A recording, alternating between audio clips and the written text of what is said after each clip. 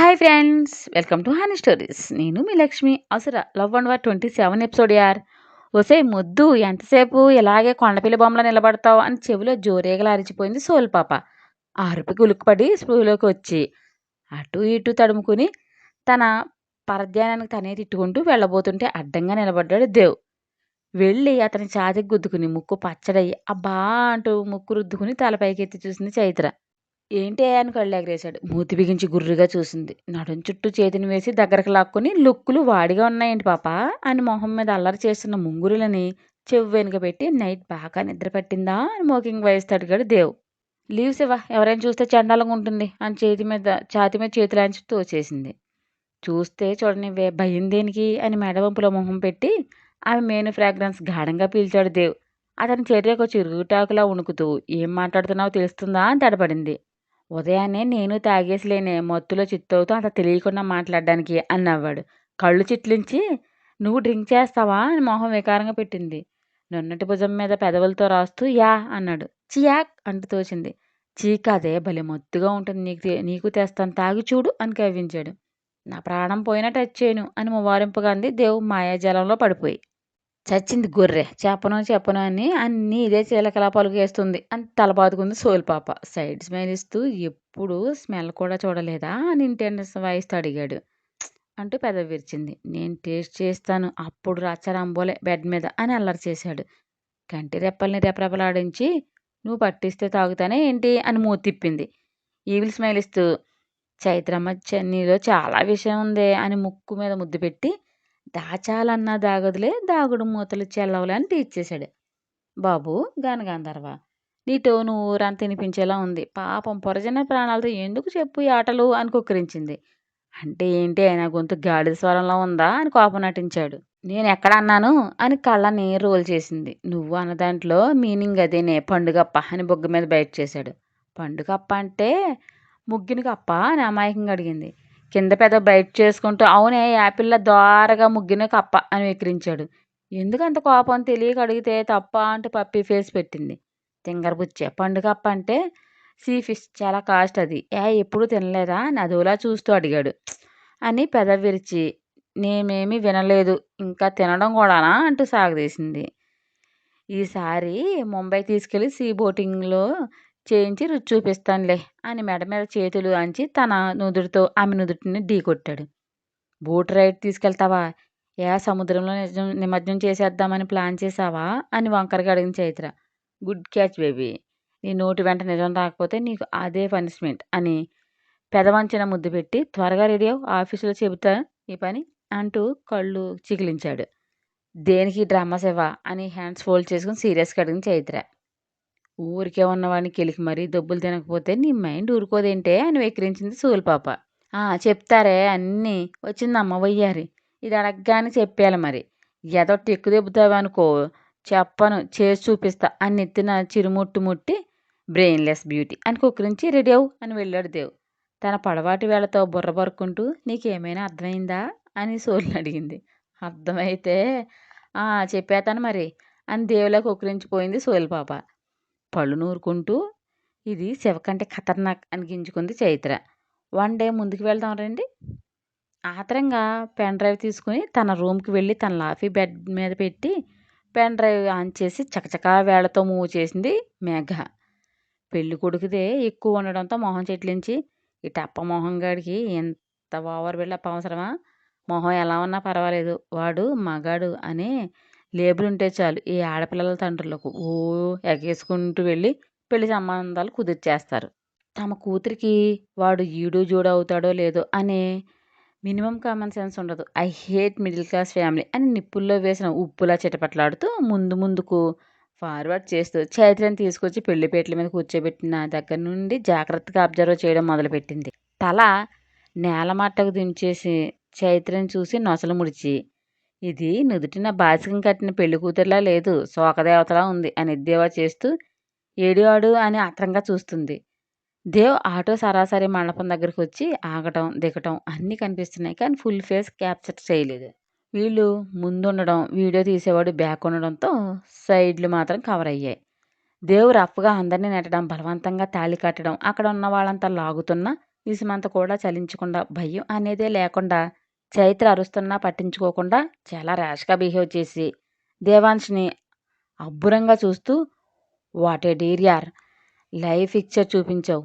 నీ డేర్‌ని చూస్తుంటే చైతుని చాలా గాఢంగా ప్రేమించినట్లుంది. అంటే చైతుకి కూడా నీ మీద అని కింద పెదవిని బైట్ చేసుకుంటూ, ఆటో నంబర్ ఫోన్‌లో సేవ్ చేసుకుంటూ, వీడి ఆటో నేను ఎక్కాను కదా! ఆ రోజు చూసిన ఫేస్ సరిగ్గా జ్ఞాపకం రావట్లం లేదు. ఏంటేంటో లొడలలా వాగుతూనే ఉన్నాడు అని గుర్తు చేసుకోవడానికి ప్రయత్నిస్తూ మాస్ లాంగ్వేజ్ యూజ్ చేశాడు. నా బుర్రకు ఎక్కడ ఎక్కి చచ్చినాయి అని విసుగు ప్రదర్శిస్తూ 3, 4 పిక్స్ సేవ్ చేసి ఫ్రెండ్‌లా ఫీల్ అయ్యే బాయ్ ఫ్రెండ్‌కి సెండ్ చేసి, లాఫింగ్ క్లోజ్ చేస్తూ ఇది నేను అనుకున్నంత ఈజీగా తేలే మ్యాటర్‌లా లేదు. అంత డేర్‌గా ఒక ఆడపిల్లని తీసుకెళ్ళాడు. పైగా ఇంతవరకు ఆ శవ ఆచూకీ దొరకలేదు. అంటే సంథింగ్ ఈజ్ రాంగ్ అని వెల్లకిలా పడుకుని తీవ్రంగా ఆలోచించడం మొదలుపెట్టింది మేఘ. కాసేపు ఆలోచించి ఏమనుకుందో లేచి వార్డ్‌రోబ్ నుండి డ్రెస్ తీసింది. లగేజ్ బ్యాగ్ సర్దుకుంటున్న మేఘని చూసి మళ్ళీ ఎక్కడికి అని ప్రశ్నించింది సుమ. ఆఫీస్ వర్క్ మీద వేరే స్టేట్‌కి వెళ్ళాలి మామ్ అంటూ ట్రాలీ లాక్ చేసింది. చైతు గురించి ఎవరినో అడుగుతా అన్నావు అని ఆత్రంగా అడిగింది పాప. తెంగర తల్లి. ఫోన్ ఓపెన్ చేసి దేఫిక్స్ తన ఫ్రెండ్‌కి పంపించినవి చూపించి, ఆల్రెడీ పంపాను మామ్. నేనంత బాధ్యత లేని దాన్ని కాదు. చైతు ఏమి నాకు ఎనిమి కాదు. నా చెల్లెళ్ళు. నాకు తెలుసు ఏం చేయాలో. ఒక పిక్‌లో కూడా వాడు క్లారిటీగా పడలేదు అని విసుగు ప్రదర్శించింది మేఘ. ఏయ్! వాడు అంటే అతను నీ చెల్లెలు భర్త మర్యాదగా పిలువు అంటూ రేగింది సుమ. వియర్డ్ లుక్‌తో వాట్ ద హెల్ మామ్! బలవంతంగా దాని లైఫ్‌లోకి వచ్చిన వాడిని సార్ అంటూ రెస్పెక్ట్ ఇచ్చి పిలవాలా? వాడెవడో తెలిసాక గౌరవిస్తాను తప్పకుండా. చేసిన దానికి డబల్ ప్రతిఫలం అందుకుంటాడు అని పళ్ళు నూరింది మేఘ. అతను ఎలా కట్టినా పచ్చని పందిట్లో పవిత్రమైన తాళిబొట్టు చైతు మెడలో కట్టాడు. దానికి మనం విలువ ఇవ్వాల్సిందే. తప్పదు సిసి. అలా అని మీ అత్తగారి జ్ఞానబోధ చేసిందా అని వెటకారమిళితమైన స్వరంతో అడిగింది మేఘ. పెద్దవాళ్ళు ఏది చెప్పినా మంచికే. నీకు అది అర్థం కాదు. వదిలేయ్ అని చిరాకు పడి మీ డాడీ నిన్ను ఏ జాబ్‌లోకి వెళ్ళొద్దన్నారు అని చెప్పింది. ఇంత చదువుకొని జాబ్ మానేసి ఇంట్లో కూర్చుని అంట్లు తోముకోవాలా? అది జరగదు మామ్. ఇలాంటివేమైనా ఉంటే చైతుకి చెప్పండి. అది మీ వల్లే చెడిపోయింది అని బ్యాగ్ తీసుకుని బై క్యాబ్ వెయిటింగ్ అంటూ బ్యాగ్ తీసుకుని విసవిసా నడుచుకుంటూ వెళ్ళిపోయింది మేఘ. వెళుతున్న కూతురి వైపు విస్మయంగా చూస్తూ సుమ. అదంతా సైలెంట్‌గా చూస్తూ ఉండిపోయింది పెద్దావిడ.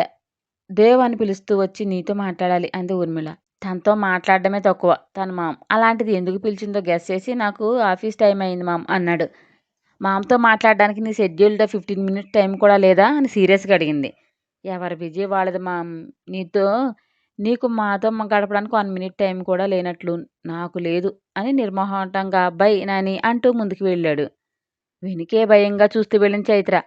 కళ్ళ నుండి నిప్పులు చెరుగుతూ ఆ అమ్మాయిని దేవతో ఆఫీస్‌కి పంపడంలో మీ ఉద్దేశం ఏంటి అత్తయ్య అని మండింది ఊర్మిళ.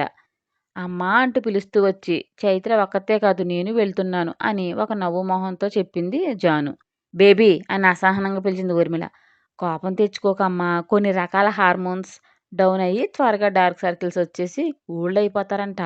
జుట్టు కూడా తెల్లబడిపోతుందని తాజాగా చేసిన రీసెర్చ్‌లో తెలిసింది.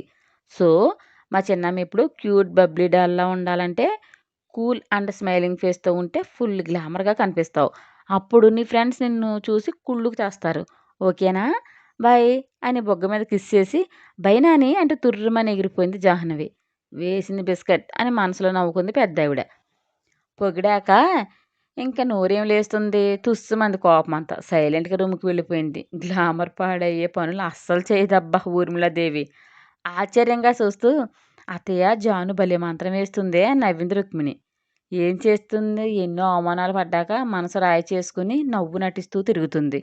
23 ఏళ్లకే 60 ఏళ్ల అనుభవం చవిచూసింది. తల్లి చెంగుచాటున పెరగాల్సింది. హాస్టల్ ఆయాల మధ్య పెరిగింది కదా! ఆ మాత్రం వెటకారితనం ఉంటుంది. రుక్కు అని కళ్ళు ఒత్తుకుంది పెద్దావిడ. క్షమించండి అత్తయ్య మిమ్మల్ని బాధ పెట్టాలని అనలేదు అని నొచ్చుకుంది రుక్మిణి.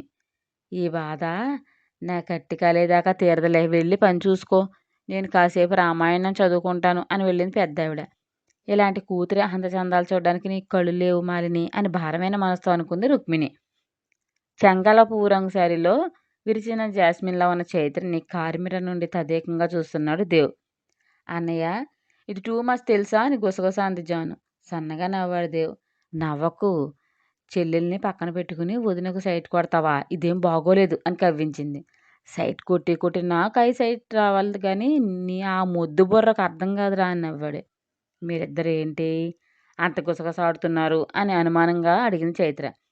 మా కారులో మాతో పాటు ఒక ఇంటెలిజెంట్ గర్ల్ జర్నీ చేస్తుంది. ఆ మేడంకి అంత తెలివి ఎలా వచ్చిందో అని బుర్ర బద్దలు కొట్టుకుంటూ చించుతున్నాము అని వ్యంగ్యంగా అన్నాడు దేవ్. మూతి మూర ముందుకు తెచ్చి బిగించి అంత వెటకారం అక్కర్లేదు అని చెప్పు జాను అంటూ ఉడుక్కుంది చైత్ర. అయ్యో వెటకారం కాదండి నిజం కదరా అని నవ్వాడు దేవ్. పెదవుల మీద వేళ్ళు అడ్డం పెట్టుకుని నవ్వుకుంది జాహ్నవి. మీ అన్నయ్య నంటే ఇచ్చేస్తుంది నీకు అంత నవ్వు వస్తుందా జాను అని అలకగా అంది చైత్ర. చినబోయిన నీ నగుమొమును చూసి నాలో చింతరేగాను. చురుకైన నీ చూపుల బాణాలు నా హృదిని చింతరం చేశాను. అలిగిన ప్రియసఖిని అలకల్ని ఎలా తీర్చాలో చెప్పకూడదా గోకుల కన్నయ్య అని అల్లరిగా చేశాడు దేవ్. వహ్వా వహ్వా బ్రదర్ అదిరింది నీ పోయిటరీ అని సలాం చేసింది జాను. ముచ్చుమొహంది గుడ్ల గొప్ప గుడ్లేసుకుని అలా చూస్తుందో బాగుందంటే దీని నోటి ముత్యాలు రాలిపోతాయి కాబోలు అని పళ్ళు కొరికాడు. దేవ్ చూపుల్ని కేర్ చేయకుండా జాను బేబీ మీ బ్రోకి ఈ మధ్య కవిత్వం వరదలా పొంగుకొస్తుంది. లవ్ గివ్ లాంటి వైరస్ ఏమైనా సోకిందా అని రాగాలు తీసింది చైత్ర. అవును బేబీ మా అన్నయ్యకు లవ్ వైరస్ సోకింది అని కిలకిలా నవ్వింది జాను. చిన్ను ఇంకో కవిత వదులుతాను ఎలా ఉందో చెప్పు. ఈవినింగ్ రితికకి ప్రపోజ్ చేసి మా మ్యారేజ్కి రహదారి పరుద్దాం డిసైడ్ అయ్యానని చైత్ర వైపు చూశాడు దేవ్. మాగిన టమాటాలా మారిపోయింది పాపమోహం. సచ్చింది గొర్రె దొంగ మొహంది కచ్చిగా అనుకుని రీతు బేబీ హెయిర్ స్టైల్ చూసావరా చిన్ను ఏం ఉంటుంది అని ఊరాడు దేవ్. ఏముంది పిచ్చుకల గూడే బెస్ట్గా ఉంటుంది అని మండిపడింది చైత్ర. అది ఫ్యాషన్ అమ్మా నీలా జర్రిపోతులు ఇంత బారు జడ వేసుకుని తిప్పుకుంటారా ఏంటి అని కళ్ళు ఎగరేసింది. వదిన జడ బాగుంటుంది నాది కొత్తిమీర కట్ట అని పెదవి విరిసింది జాను. ఆవిడ గారు తినే తిండి అంతా ఒంటికి పట్టడం లేదురా జుత్తే మింగేస్తుంది. ఇది చాలు నీకు. అయితే రీతు బేబీతో త్వరలో పెళ్లిపేటలు ఎక్కుతుందన్నమాట అంది జాను. అవును ఎక్కుతుంది అని కసిగా పెదవి బయట చేసుకున్నాడు. మీ అన్నయ్య టేస్ట్ మరీ ఎంత చండాలంగా ఉందేంటి జాను అని మంటగా అంది. టేస్ట్ ఏముంది పాప కాస్త టేస్టింగ్ సాల్ట్ మిక్స్ చేసుకుంటే అదే మారిపోతుంది అని కవ్వించాడు. వేసుకోండి వేసుకోండి ఓ 2-3 ప్యాకెట్స్ వేసుకోండి పేడ పోతుంది అని పళ్ళు కొరికింది. చిన్ను ఎక్కడో తగలబడుతున్న వాసన వస్తుంది నీకు వస్తుందా అని ముక్కు ఎగపీల్చాడు. ఇదైతే ఇన్నర్ కాలిన స్మెల్ వస్తుంది బ్రో అని వంతపాడింది. గోళ్ళని పళ్ళతో లాగేస్తూ కొరకరా చూసింది చైత్ర. చిన్ను నువ్వు వెళ్ళి రితికకి మంచి గిఫ్ట్ ఒకటి తీసుకురా. బేబీ దగ్గరకు ఊరికే ఉత్తుత్తి చేతులతో వెళితే ఏం బాగుంటుంది చెప్పు అన్నాడు దేవ్. నిజమే అన్నయ్య పిల్ల అసలే కాస్ట్లీ భారీ బడ్జెట్లో గిఫ్ట్ తీసుకోవాలి. సైడ్ బోధులో బోదురు కప్పలా ఉంది కంపు కొట్టుకుంటూ ఉంటుంది. మీ అన్నయ్యకి మంచి సువాసన వచ్చే పెర్ఫ్యూమ్ తీసుకో జాను అని వ్యంగ్యంగా అంది. పాపరిచ్చమ్మా నీకు ఏం తెలుసు దాని గురించి 10 అడుగుల దూరంలో ఉన్నా ముక్కు బద్దలైపోతాయి ఆ ఫ్రాగ్రెన్స్కి అని నవ్వాడు దేవ్. కళ్ళు చిన్నవిగా చేసి చూసింది చైత్ర. ఏంటి నమ్మవా? అయితే ఈవినింగ్ తీసుకెళ్తా డోంట్ ఫీల్ అని సెల్లార్లో కార్ ఆపి కిందకు దిగాడు. చైతు జాను దిగాక యాక్టివిటీ మోడ్ ఆన్ చేసి ముందుకు అడుగులు వేశాడు. చైత్ర భుజం చుట్టూ చేతిని వేసి పిచ్చి వదిన అని నవ్వింది. ఇప్పటిదాకా అన్నగారితో చేరి పంచెలు పేల్చి ఇప్పుడు లవ్ కురిపిస్తున్నావా ఐ హార్ట్ అబ్బా అని మూతి సున్నాలా ముడిచింది చైత్ర. నువ్వు వేయాల్సిన కౌంటర్లు ఇలా స్తబ్దుగా ఉంటే జనం మనల్ని ఆడేసుకుంటారు వదినమ్మ అని తలతో ఢీ కొట్టి పద అంటూ లాక్కుపోయింది జాను. ఆఫీస్లో ఎంటర్ అయ్యేసరికి సుధీర్ ఎదురొచ్చి గుడ్ మార్నింగ్ సార్ అని వినయంగా విష్ చేసి మీకోసం మిస్టర్ గారి డాక్టర్ వెయిట్ చేస్తాను మీ వెయిటింగ్ సార్ అని చెప్పాడు. కనుబొమ్మల దగ్గరకు చేసి ఎక్కడుంది అని బేస్ వాయిస్తో అడిగాడు. మీ ఛాంబర్లోనే సార్ ఓకే అని తల పంకించి వెళ్ళాడు దేవ్. ఏమైంది సుధీర్ భయ్యా అని చిన్నగా అడిగింది జాను. రితికా మేడం వచ్చారండి అని చెప్పాడు సుధీర్. అది వినగానే చైత్రమొహం వివర్ణమైంది. అవునా అని ఏదో ఆలోచిస్తూ ఆవిడ వెళ్ళాక చెప్పు భయ్యా అని మరో రూమ్కి చైత్రని తీసుకెళ్ళింది జాను.